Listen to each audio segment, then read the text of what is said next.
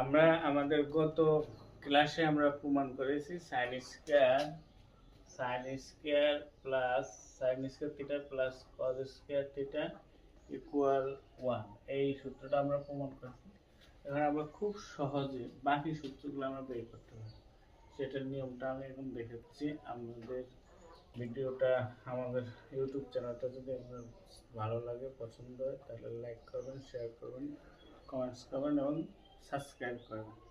এবং আমি আপনাদের এই সাবস্ক্রাইবের উজ্জীবিত নতুন নতুন গাণিতিক সমস্যা নিয়ে আসবো, যেটা আপনাদের অত্যন্ত উপকৃত হবে। তো আমরা এই sin square plus cos square theta থেকে বাকি সূত্রগুলো এখানে আমাদের sin স্কয়ার আছে, cos স্কয়ার থিটা আছে, 1 আছে।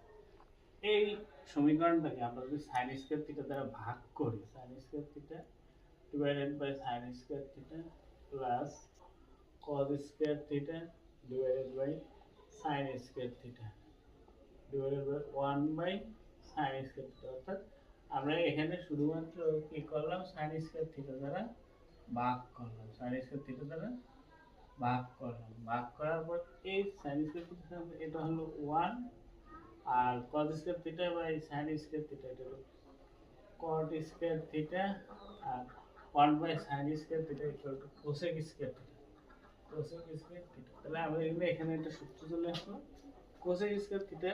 সুতরাং আমরা লিখতে পারি cosec square theta equal two 1 plus cot square theta, আবার cosec square theta minus 1 equal to cot square theta, অথবা আমরা এই সূত্রের অন্য রূপ লিখতে পারি cosec square theta minus cot square theta equal two 1। এই তিনটা সূত্র আগের আমরা তিনটা সূত্র শিখেছি।